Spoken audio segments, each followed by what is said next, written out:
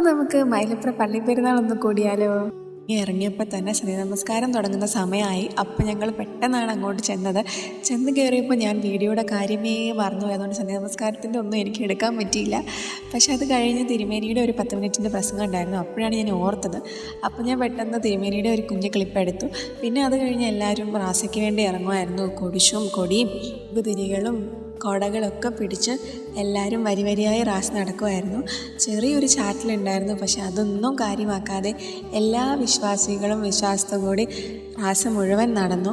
മഴച്ചാറ്റിലുള്ളത് കൊണ്ട് വൺ സൈഡിലേക്ക് ശിങ്കാരിമേളവും ചെണ്ടമേളവും ബാൻഡ് സെറ്റൊന്നും ഇല്ലായിരുന്നു. പക്ഷെ മറുവശത്തേക്കും ഉണ്ടായിരുന്നു. അപ്പോൾ റാസയുടെ ഇടയ്ക്കെല്ലാം നമുക്ക് നേർച്ചയായി ഉണ്ണിയപ്പവും വെള്ളമൊക്കെ തരുന്നുണ്ടായിരുന്നു.